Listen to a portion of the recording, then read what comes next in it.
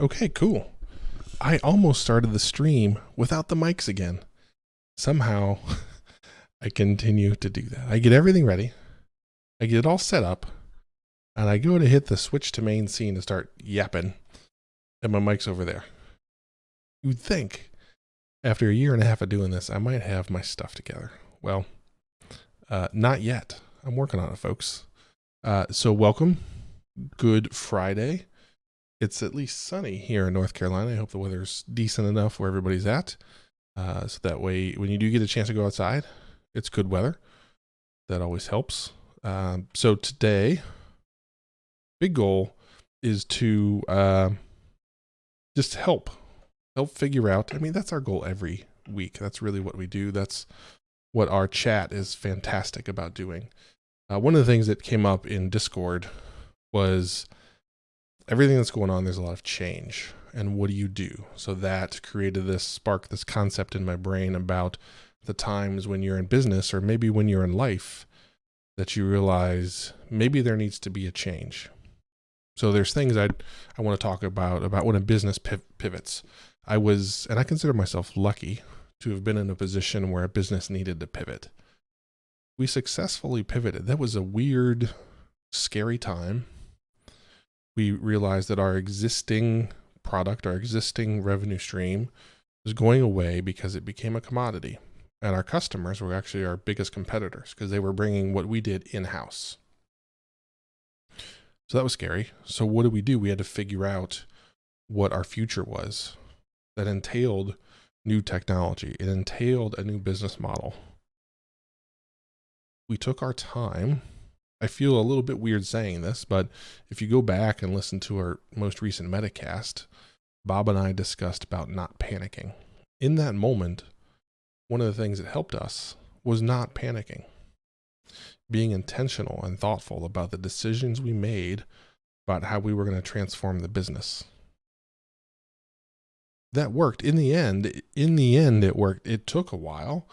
Our company had to shrink drastically. We ended up moving out of a nice office and into basically a basement of a parent company that was terribly cramped.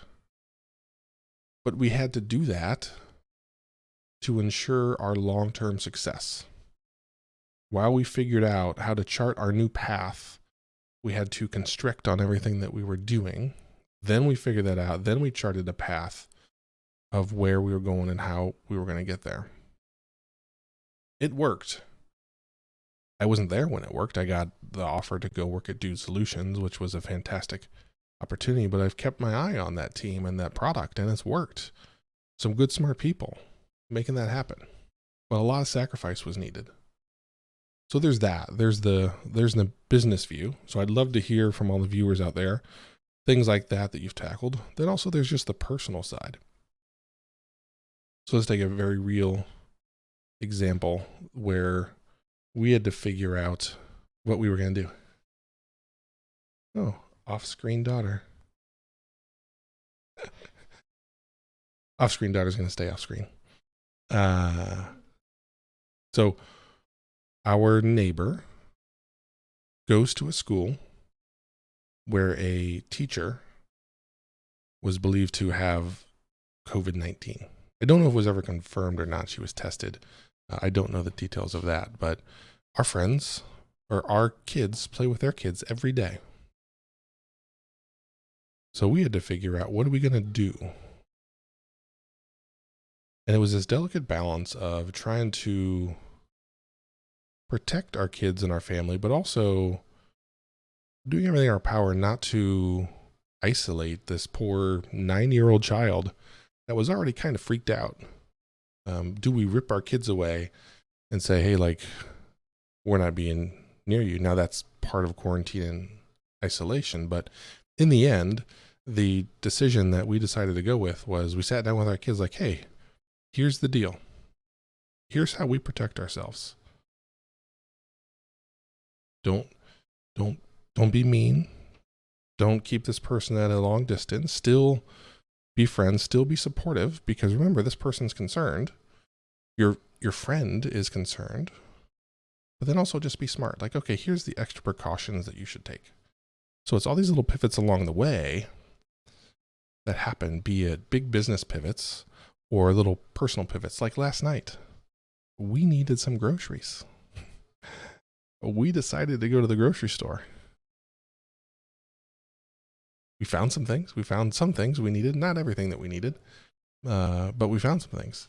And we altered the way we operated in a grocery store. My wife came in armed with sanitizer, which she carries with her most places. We kept our distance. We did our things. We got out. And we tried not to panic last night. But I think we're going to be okay. So we'd just love to hear from everyone out there about the big pivots and the small pivots that you're making as a company or as a family or as a human in these changing times. Pivots that are out there. Investments. What do I do with my investments? Do I change them? Do I move them? Because the stock market is down, do I invest more? Lots of interesting things, interesting questions that I can tell you I don't have the answers for, but I've been thinking and rolling around in my brain, like, what's the right thing to do? Now, ultimately, I am not a market savant. I find it's best for me to just keep doing what I've been doing. I take the Dory approach and I just keep swimming. I just keep investing the way I've invested. I've got a base belief in the market that over the long haul, it will correct itself. It will bounce back. Hopefully I'm right. We shall see. But it's all those little pivots that we're presented with, and especially now, there's many more opportunities to pivot personally and professionally. Maybe you're forced to pivot. Maybe your company and the industry that they're in or the market they're in is forced to pivot. Maybe that causes you to be forced to pivot. Oh, man. Hey, Technobabble. Look at that. A year. That is fantastic. Thanks so much. I appreciate it. Love having you here. So personal pivot. Yeah, I it's weird. I've found myself isolating myself from the news. I now choose to go with snippets from YouTube. John Oliver is my large chunk consumption now. I think I trust him. I don't know. Or I guess I trust his writers.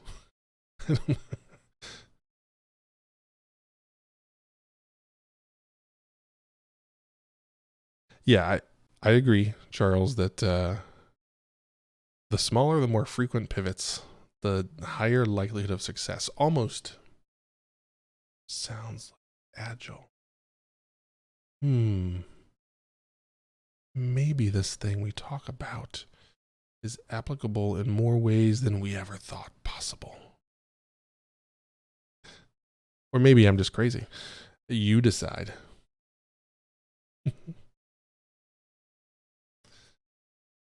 Let's see.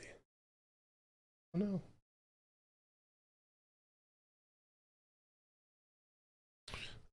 So yeah, it's interesting. Like here's another change.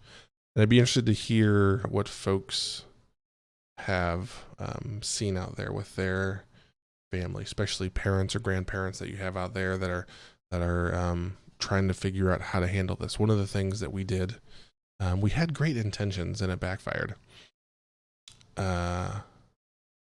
We went to Freshly, which is a meal delivery service, and we bought a set of meals for each set of grandparents. So that way they had yet another reason to stay home because they're in the higher risk end of the folks that are out there to contract this virus or situation. I got to make sure I don't get overwritten by the chat.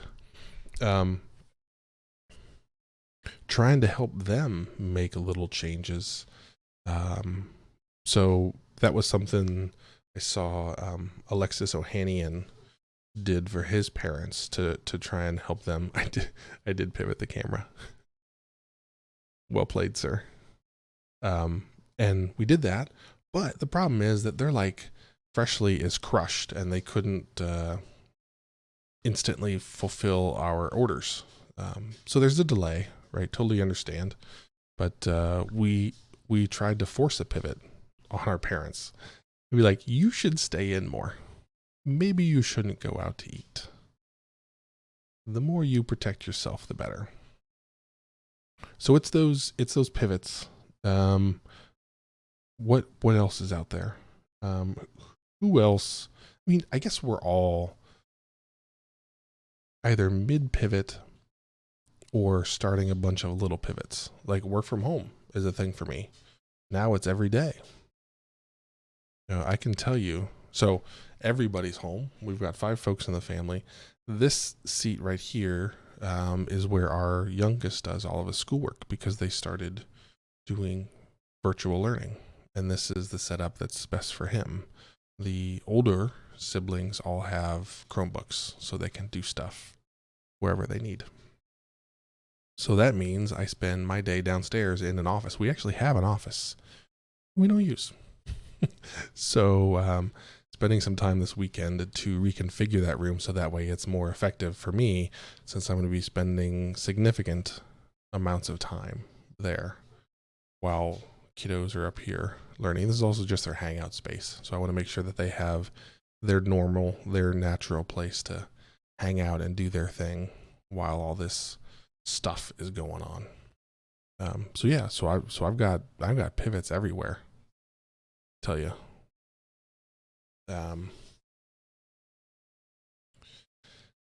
Tokens, my startup, we are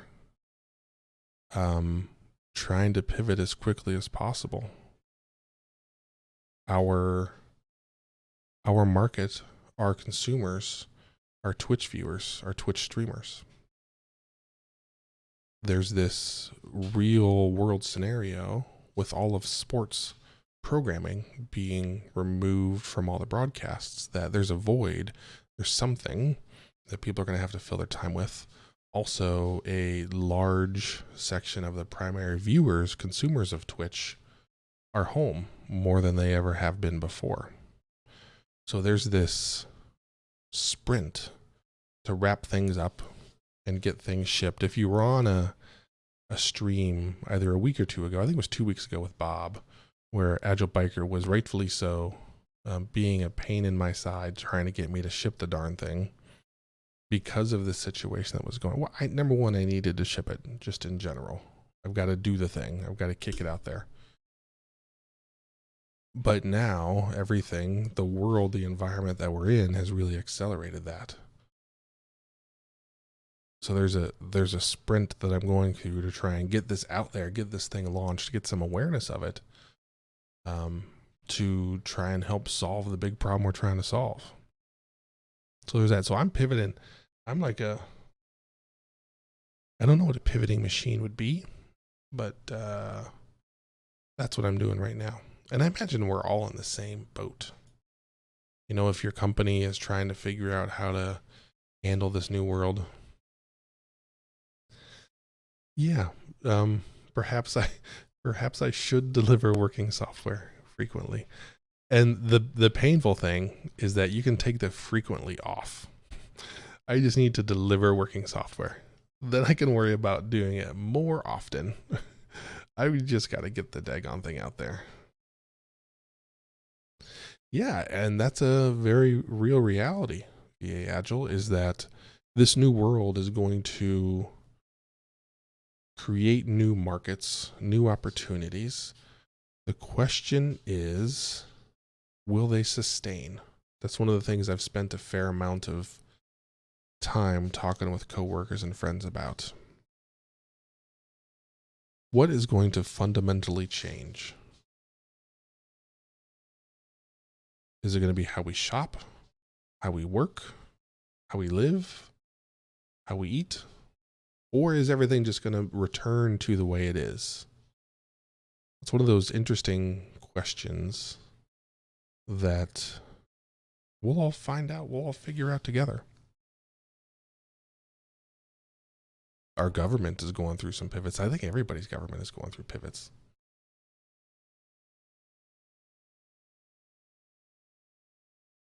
Yeah, that's I'll admit, I feel bad about the interest I have in seeing how things shake out. It's just like this curiosity of what's life going to be like. Will we return to normal? Or will this forever alter the way that we operate? I think with most things, it will be somewhere in the middle. There's not going to be. I think we as a organization, meaning humans, as a system, I think we have the capability to figure things out. We'll figure it out. I'm not worried about that. The question is, what does figuring it out look like? Lori Blue, right? What innovations are out there that we never thought of because we never had to think about? What changes are we going to make that are going to make life better?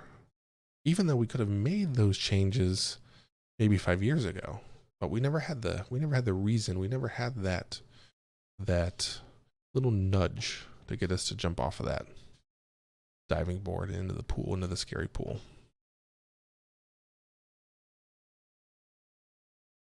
Yeah, you are right. There are going to be some bubbles that are. I mean, there are already bubbles that are burst, right? Were those needed? Were they necessary? Is it a healthy correction? Or is that correction going to cause too much damage that'll be difficult to recover from?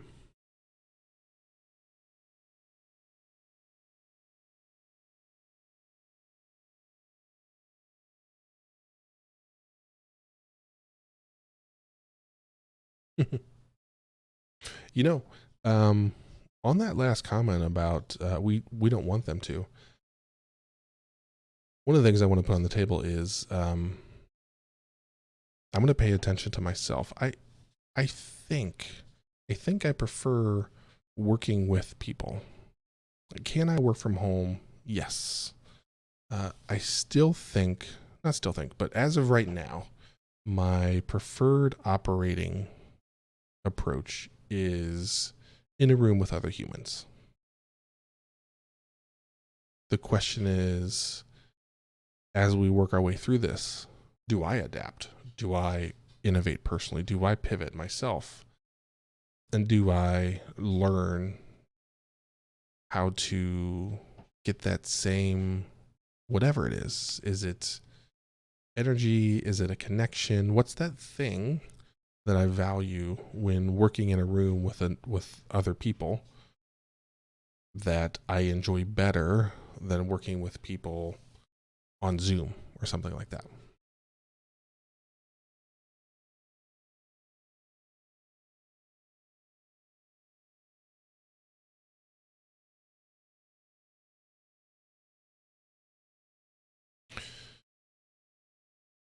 So Agile Biker, I don't.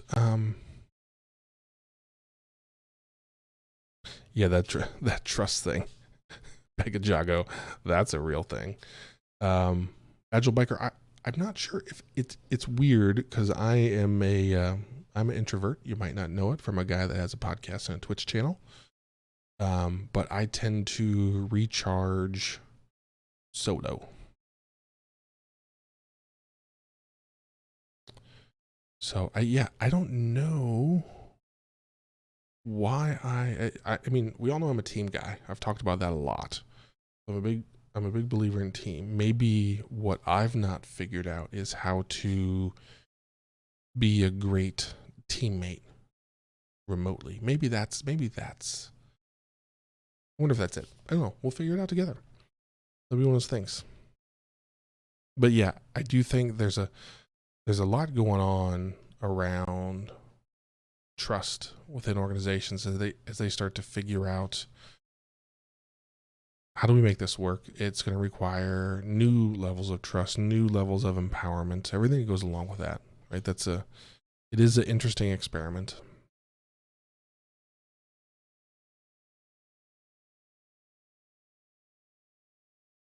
Yeah, Agile Backer. I don't know. I don't know. Yeah.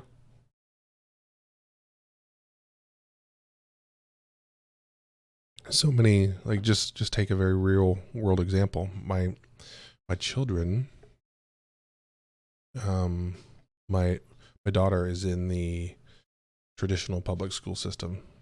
Both of our boys are in a charter school. That charter school has some additional freedom because they are a charter school. They still have to operate in the shell of the public school system, but as a charter school, they are enabled to operate differently with more freedom. They quickly snapped into a virtual learning that started yesterday. The traditional public schools have not gone there yet. Now, number one, their problem's harder because they are, you know, many, like, I don't know how many, like many, more humans they have to figure out than a single elementary school and a single middle school, relatively small size. So there's a nimbleness that the charter school has that the very large public school system can't be as nimble because of the number of schools and number of humans that they're working with. So that's a very real world thing of one group's in the same industry, in the same physical location, having different capabilities.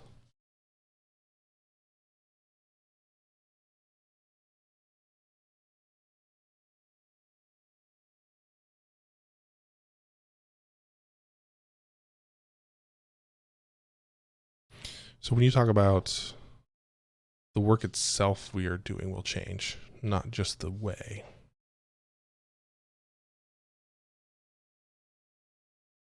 So you're saying that the tools will change or that the work that we're doing will change? I want to make sure I understand that because I could interpret that a couple different ways. And I think it's an interesting discussion. Yeah, okay, cool.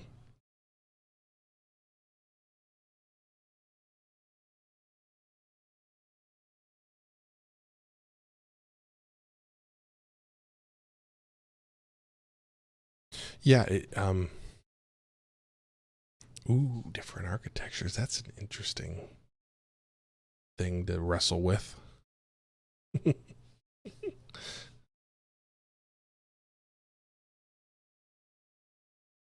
Absolutely, it is the people. It is the people. I saw someone in our HR department shared a tweet. I thought it was very insightful.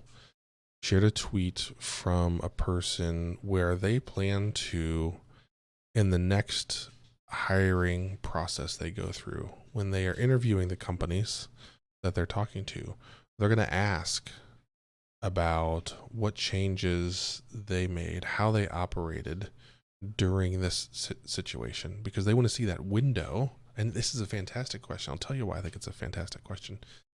It's a very real world example of how the company handles when things go wrong. It's easy to look great when things are going fantastic, when you're crushing your goals, when you're growing at a ridiculous rate. But what happens when things don't go well? How does that company react? That will tell you a lot. That'll tell you a lot about leaders. It's easy to lead when you're winning. It's really hard to lead when you're losing. Not that a company is losing right now, but there's a significant headwind working against everybody right now. What do you do? Do you do all those things that Lori Blue mentioned? Do you operate with trust and transparency? Do you share more? Are you more thoughtful? How do you take care of your people? That will tell you a lot. So I think to what Pega Jago is saying, to what Lori Blue is saying, there are going to be a lot of folks that are going to win or lose depending on how they take care of their people, because the people will be the ones that help turn this giant ship around. That's why one of the things I'm so excited about, one of the reasons why a while back I said we're going to make it through this, the human race is going to make it through this, is you look at all the small things, the people on the ground making a difference, helping neighbors, helping the community, giving money, whatever they can. If they don't have money, just helping. Just, hey, I am young, I am healthy, I am not in an at-risk category, I am comfortable going to the grocery store. Elderly neighbor, it's probably best if you don't go. What can I pick up for you? Little things like that, when you compound them, that's gonna be the thing that turns this around.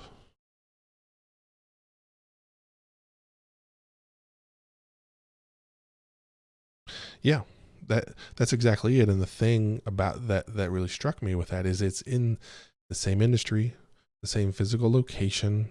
It's not different circumstances. Well, that's in San Francisco, and there's a different economic blah blah blah or whatever that might be. Over there's not Silicon Valley where money's different, or whatever the variable could be. The only variable is the capability for that organization to pivot quickly. Size certainly is a leading indicator of capability to pivot, but there are large companies that pivot well. I don't believe it's easy for us to say, oh, well, it's a big organization, it can't pivot quickly. It can. Is it harder?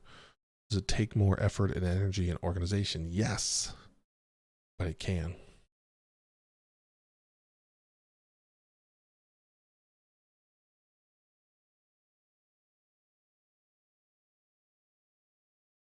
Absolutely. I tell you what, my friends, you guys are crushing it today. This is the best part.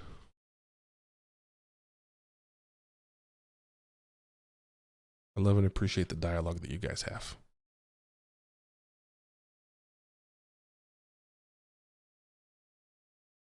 So those are all great examples of innovations that are happening that, yes, we could have made before, but the catalyst wasn't there. So now there's a catalyst. What do we do? How do we react? How do we pivot? Those grocery stores have pivoted. So many restaurants. So one of the things that we're trying to, this was amazing. This was exciting. We have decided to take the money that we would normally spend on lunches out for me when I'm at work, and the gas money that we would spend driving to work, from work to school, from school. We are going to use that to invest in supporting the local businesses that are here that make the community what it is. And so last night we decided to start with that. And we thought about one of our favorite restaurants that's just like a little one-off restaurant in the town that's next to us. We tried to order online, rejected. I called like, hey, I placed an order online, and it said it was rejected and we're getting a refund. Like, what's going on? Is everything okay? So actually, the problem is we had to turn that off because we have an hour and a half to a 2-hour wait before we can get the food out and ready to you, because so many people had reached out and started doing that. So that was very exciting. So now we just know we need to plan ahead. We're still going to support them because they need it now more than ever, but it was exciting to see that others were doing that.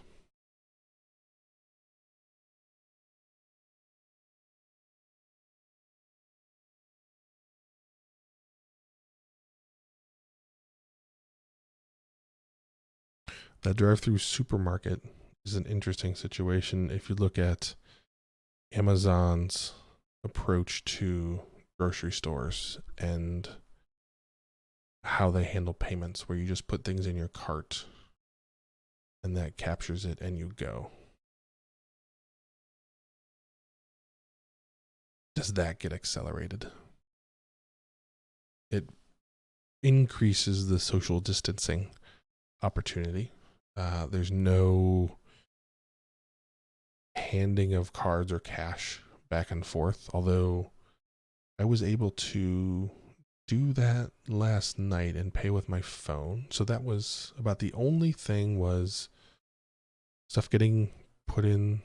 Oh, I think, yeah, we ended up putting things in the grocery bags ourselves. I paid with my phone, so there was no contact there. Yeah.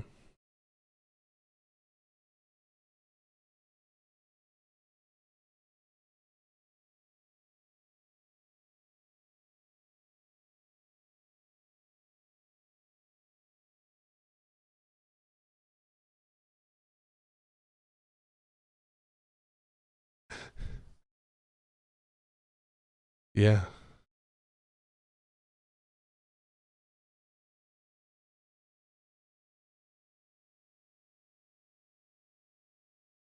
Yeah, cash is an interesting thing. Charles, I agree that that mindset and that mindset of the individuals is why being really intentional about hiring and shaping a culture is so key. I was talking to a group of coworkers yesterday about a position that we were hiring for. And I said, listen, I'm just going to apologize, but not really apologize, that we're going to really raise the bar for hiring. My operational norm is, if it's not a hell yes, it's a hell no. Like, we've got to be like, we're afraid to let that person walk out the door. We're so excited to hire them. When you do that mindset, if you hire for folks that have a true agile mindset, little a agile, not big A agile, that have an agile mindset, that are comfortable with common, frequent pivots along the way as we narrow towards continuously improving ourselves in the organization, that when you hire with that intent in mind, situations like this, there's a natural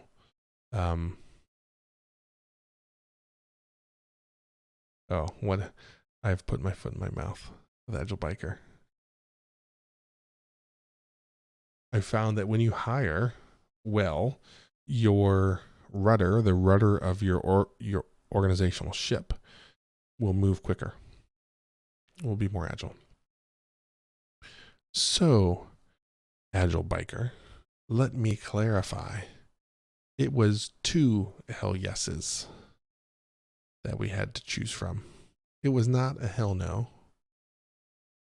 So for those of you that may not know, there was a moment in time where I was hiring for an Agile coach. Agile Biker applied. He came in. He crushed the interview. And there were 2 people that we wanted to hire.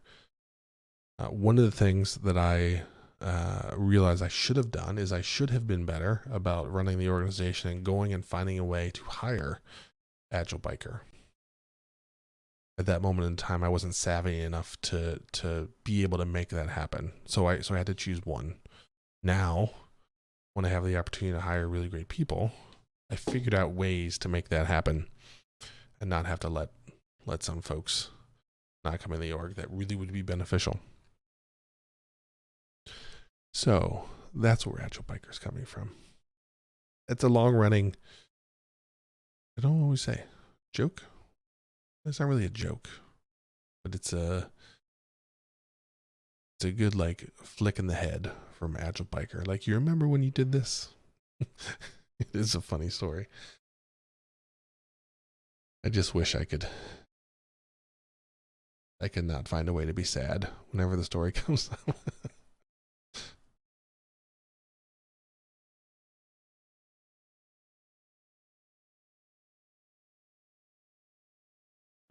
Okay, folks. So what else are we pivoting on?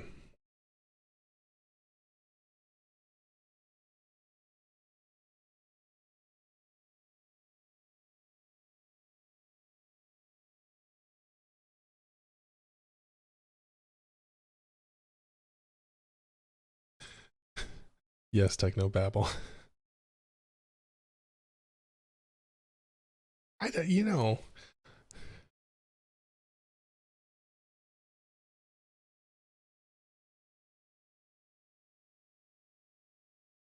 people always land on Agile Biker's side. Appropriately so. Just it hurts a little bit. But you guys are all correct. You're all correct.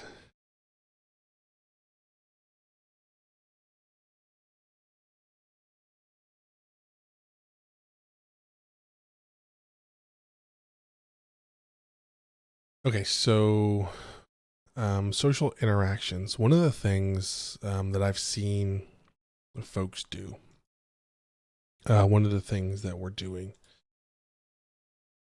there's a optional water cooler meeting on Zoom every day where it's like, this is like focused, we're just going to hang out time. We have also experimented with some other tools, virtual, that create a virtual office where there's like hangout rooms where people can go in there to hang out.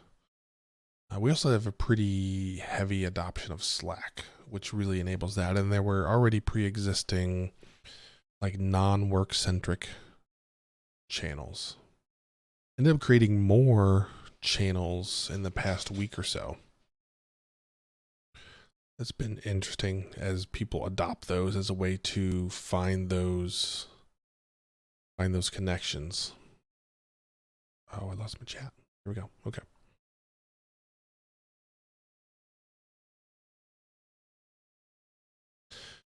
Let's see.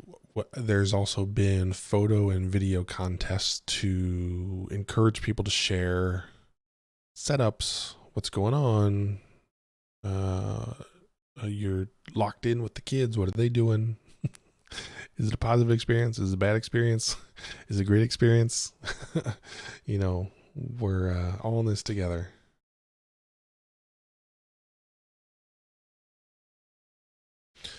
Another thing that we actually introduced, months ago in Slack, there's a app called Donut, and its intent is that it's like coffee and a donut, and it generates connections across your organization and helps set up time for those two people to chat. So we use that just because we were three companies coming together to try and get some cross-site intro and knowledge and just that building the connection. In this past week, we have we've really upped the game on that. So I expect to see more connections coming out of that as it becomes more and more important.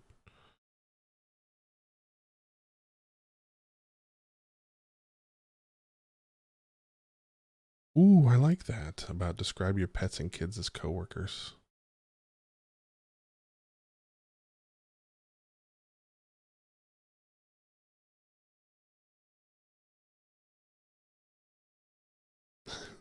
Remote working bingo.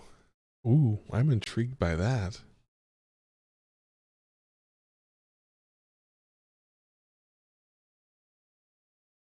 Would that work?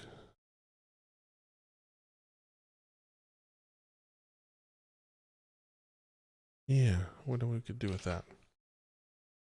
Interesting.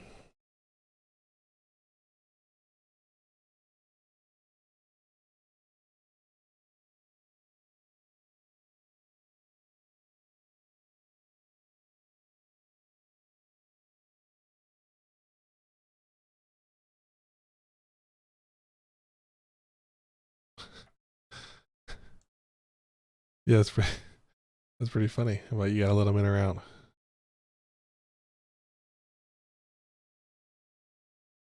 I gotta look up remote working bingo. Hold on, let me get a browser rolling.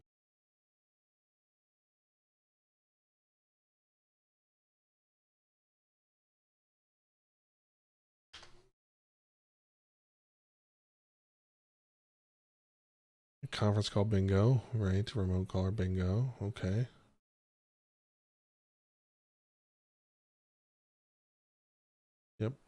Yep.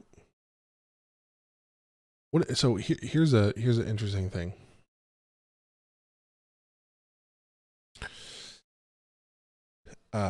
Introvert Josh. Introvert Josh is less comfortable in those hangout sessions. So I go to them, I help lead them because I understand the importance of them, and the importance that in my role that I need to facilitate that for those of our team that are not like myself. I am an introvert by nature. So those forced, and it is like some of them are forced right now, and I feel forced to go because of the role I'm in and the example I'm trying to set. So I do my best to go in there, but it's an uncomfortable thing for me. So I do want to throw that out there as a discussion topic, right? Like I go, I do the responsible thing, I do my best. That's not necessarily where I shine, right? Because of just my inner workings and how I operate.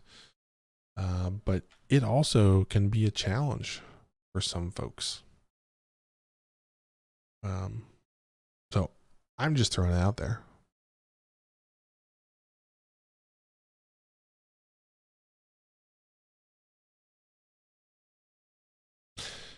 Yeah. So that's what. Yeah, I'm wrestling with all the same things. Let's see. So Lori Blue, Hangout, all of the above, all of the above. Any casual situation where there isn't a defined goal. We'll go with that. Now, you could say the defined goal is to create connections, do all those things. And I agree, but for some reason that that setting is not my like natural habitat. So I've got to work hard to do it. And I do. Again, I understand and appreciate the situation, the role that I'm in, and the importance to lead by example. So I do all of those things. But it is still a challenge. All right, Charles, take care of yourself. Thanks for hanging out. Good to see you. And as Technobabble said, stay safe, everyone.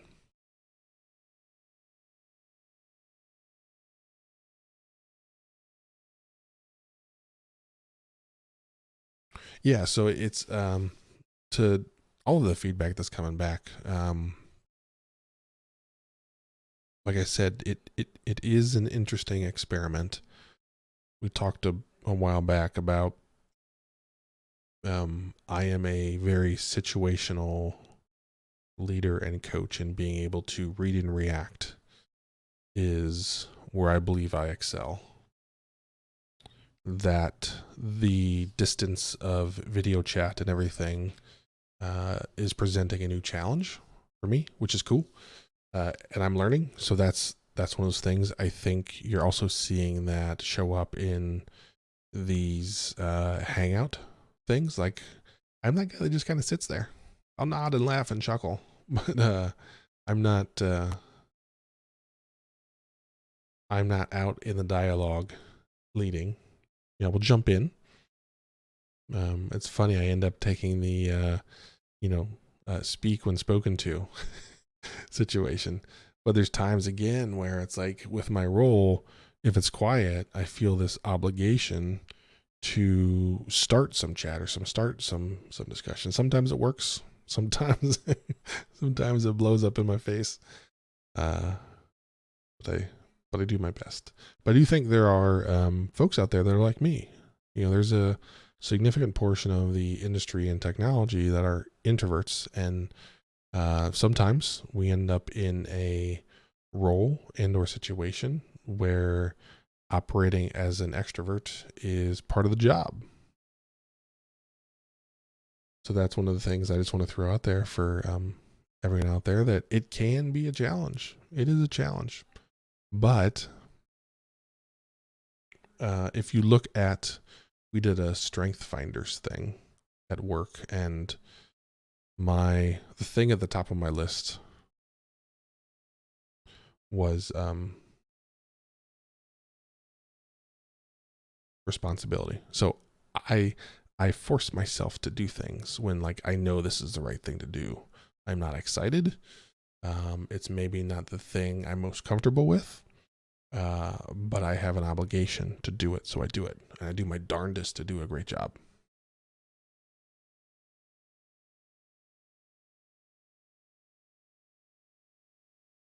I don't know what MBTI is. I feel like I should. If Kraz457 was here, he would reference a book that I should have read that I didn't. Okay, so operating as an extrovert. Let's just go very real world. I'm an introvert. My wife is an extrovert. If we were to walk into, and this was college, right? Like, we end up at the same party. She's bouncing around talking to everybody. I'm over in the corner with my drink, just standing there, maybe talking to a friend, maybe not. Oh yeah, I've done Myers-Briggs also. Is that the 4-letter one where you end up? Yeah. Okay. So I've done that one. I am an INTJ in Myers-Briggs.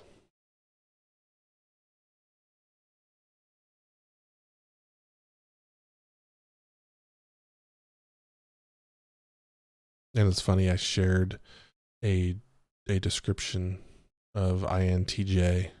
Yeah, Bob and I are pretty close on the Myers-Briggs thing. So I found a website that described INTJs, and I shared it with my wife, and she was like, "Yep, that's you."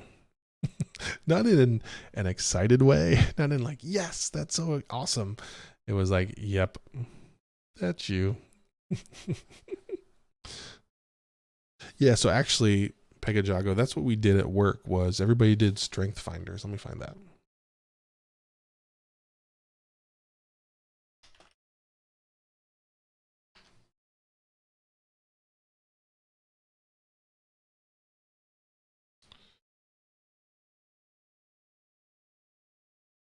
So everybody did Strength Finders, and we got the results and we shared them.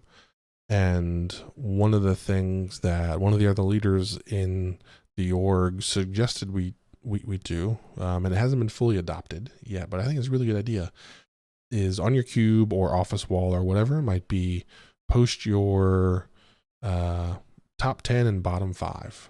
So that way, as you walk in, or you step into a discussion with this person, you get a reminder about how this person rolls. And it's not a exclusion thing, but we found that helps people preset how to attack a discussion, how to have a healthier discussion when you understand the key drivers and the key challenges for each person. Then you're able to set up the discussion in a more effective way.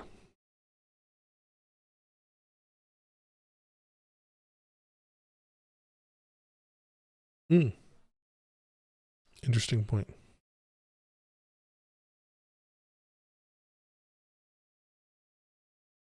Yeah, so let me find that INTJ.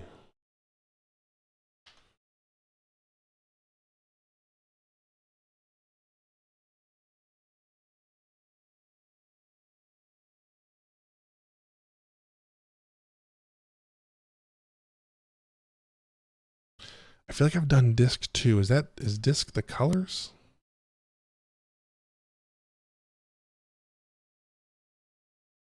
I don't remember. Agile Biker. Let me look that up. I'm sure you know offhand. Disc assessment. I think I've done most of these. The INTJ one is the one that stuck with me because I could remember the 4 letters. That's a sad reality.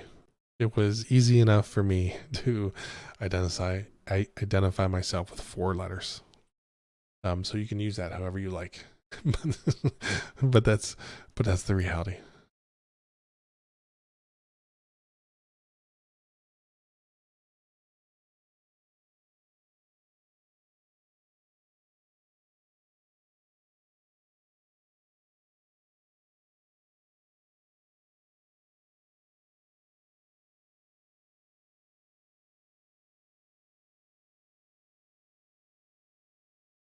Yeah, so I think here reading through this, for those of you that are like, well, Josh, you're talking about introvert versus extrovert, like that really describes me.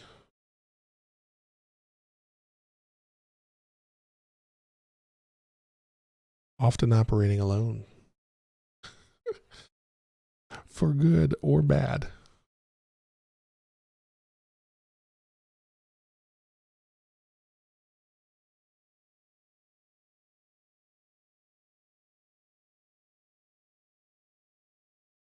So yeah, those are tools that we've used to try and understand how to communicate. It's been pretty darn effective.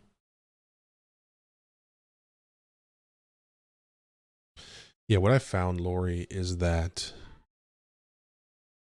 you learn the true core of a person under stress. Again, when things come out, that is the reality of who folks are. Again, I've found it's easy to be on your game when things are going well.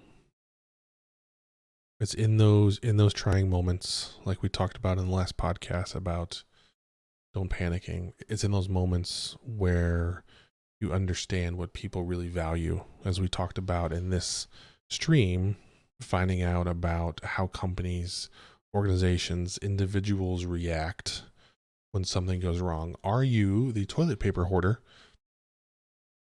that is going to have a significant fine for price gouging? Or are you the folks that are helping in whatever way you can? Not everybody has the capability to help in all of the ways. But what small things can you do? So you find out in moments like this the true core of people. And that is a interesting thing. I think you'll find out the true core of companies and organizations and what they value and how they handle the either necessary pivot or suggested pivot that our world situation is presenting.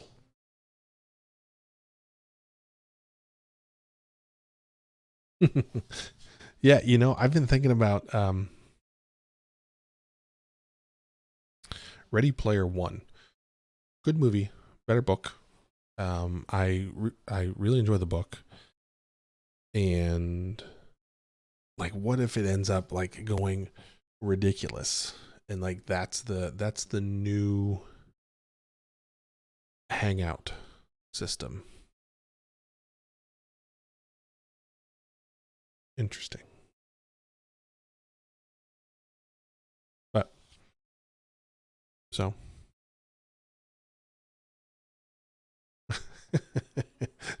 well played, Lori Blue. Well played.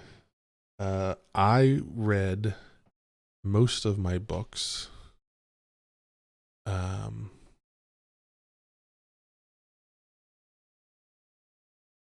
get most of my reading done in transit where I'm not in control. So there was a period of time where I could ride the bus to and from work. I got a lot of reading done. I do a lot of reading also when I travel. So my consumption. Ooh, the daughter has emerged. She emerged twice. I didn't even notice. Oh man. Yeah. So Pegajog. Yeah. That's the I I learn when traveling.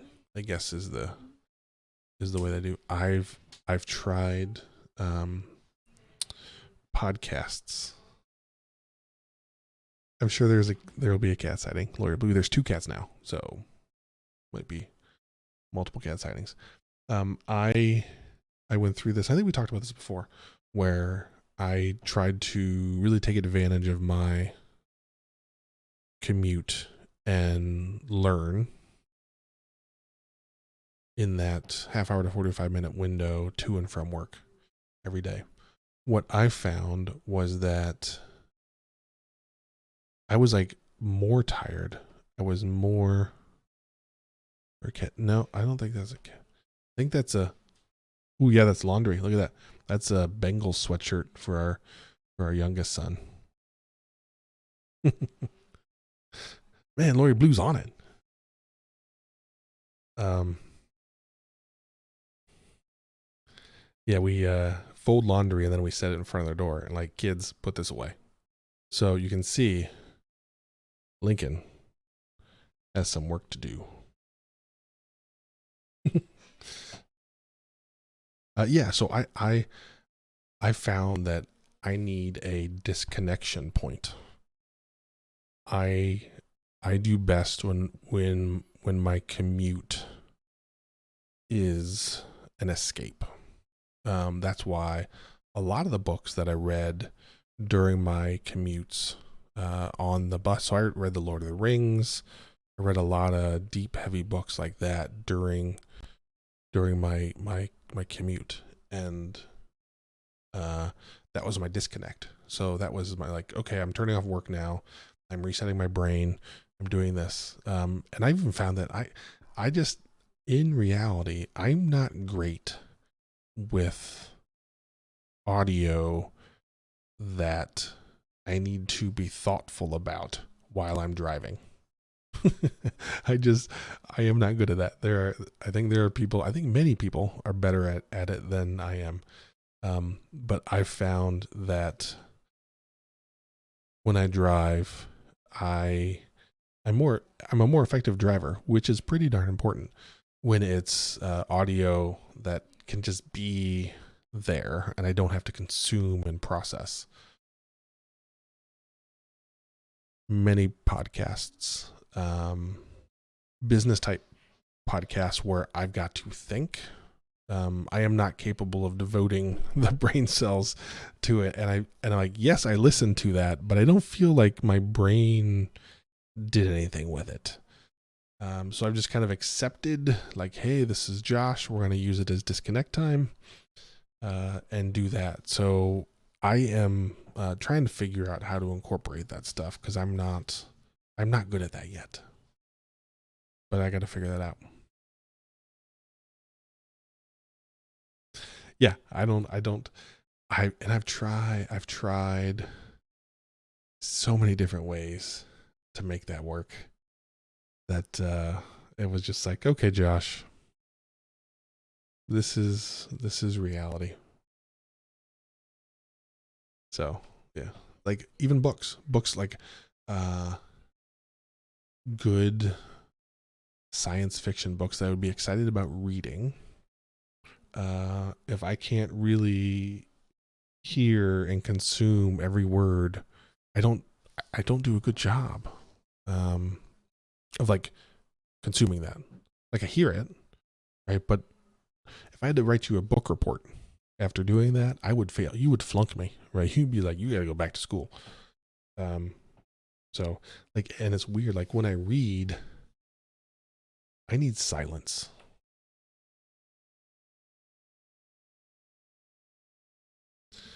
Uh, I do find that I'm more prone to wear hats when streaming. I did not today. I don't know why. Yeah, yeah. Whip limits. Yeah, my brain can only handle so much, as Agile Biker will tell you. Yet I choose to overload it so often.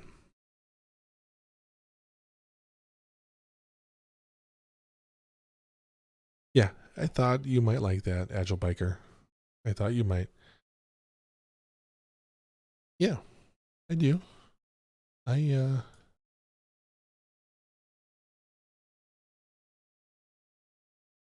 I stream without hats.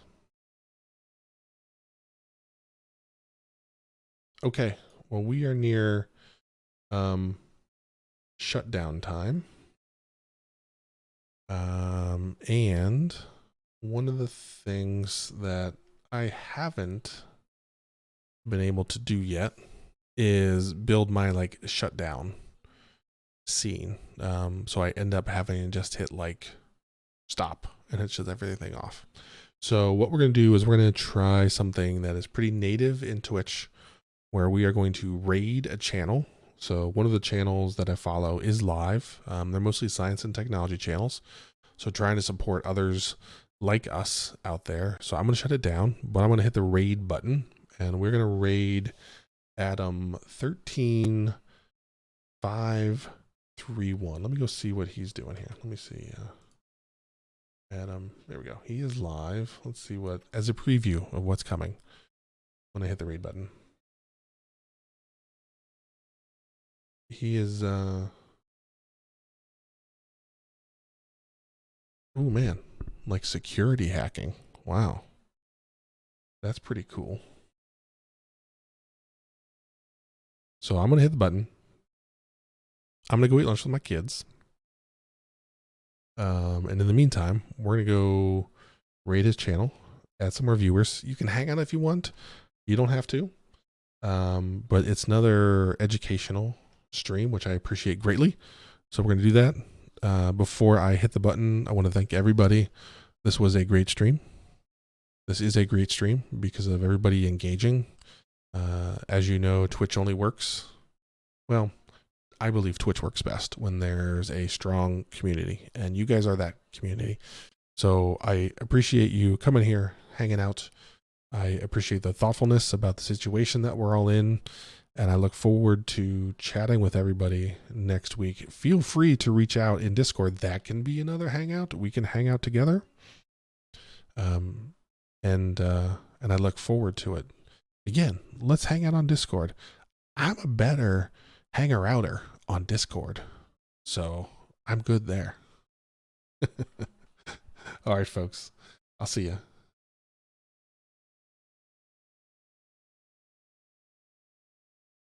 All right, I hit the raid button.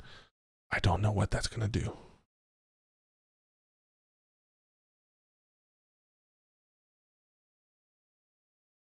All right, here we go. Raid now button. I hit it.